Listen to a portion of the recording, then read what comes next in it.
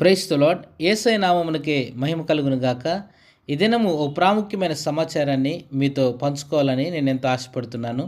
అదేమిటంటే పిల్లల పట్ల తల్లిదండ్రుల యొక్క విధులు, డ్యూటీస్ ఆఫ్ ద పేరెంట్స్. ఒక 5 ప్రాముఖ్యమైన విషయాలు ఉన్నాయి. ఒక్కొక్కటిగా తెలుసుకుందాం. మొట్టమొదటిది, తల్లిదండ్రులు వారి యొక్క పిల్లలకు ఏమి బోధించాలి, లేక వారికి ఏమి నేర్పించాలి.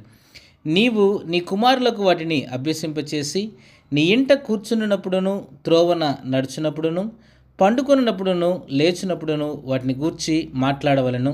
సూచనగా వాటిని నీ చేతికి కట్టుకొనవలను. ద్వితీయోపదేశకాండము 6వ అధ్యాయము 7వ వచనము. అయితే నీవు జాగ్రత్త పడుము, నీవు కన్నులార చూచిన వాటిని మరువకయున్నట్లును, అవి నీ జీవితకాలం అంతయు నీ హృదయములో నుండి తొలగిపోకున్నట్లును నీ మనస్సును బహు జాగ్రత్తగా కాపాడుకొనుము. నీ కుమారులకును నీ కుమారుల కుమారులకును వాటిని నేర్పించాలి. ద్వితీయోపదేశకాండము 4వ అధ్యాయము 9వ వచనము.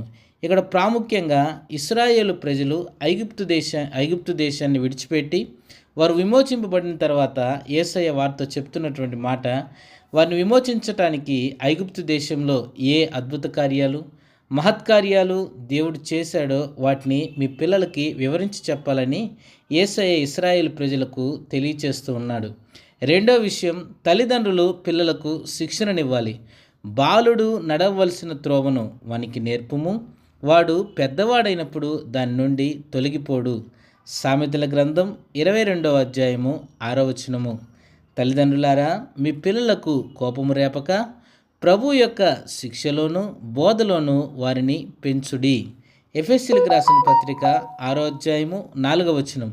మూడో విషయం, తల్లిదండ్రులు పిల్లలను పోషించాలి. ఎవడైనాను స్వకీయులను, విశేషముగా తన ఇంటి వారిని సంరక్షింపకపోయిన ఎడల వారు విశ్వాసత్యాగం చేసిన వాడై అవిశ్వాసి కన్నా చెడ్డవాడై ఉండును. తిమోతిలకు రాసిన మొదటి పత్రిక 5వ అధ్యాయము 8వ వచనం. నాలుగో విషయం, తల్లిదండ్రులు పిల్లలను గద్దించాలి.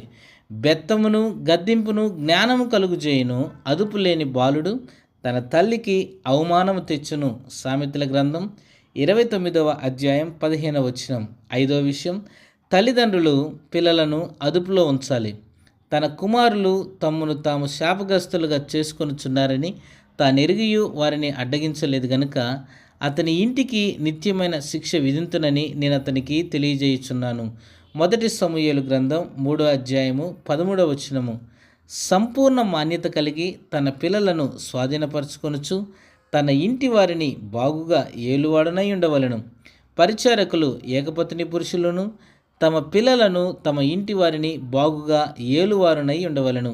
మొదటి తిమోతిలకు రాసిన పత్రిక 3వ అధ్యాయము 4వ వచనము 12వ వచనము.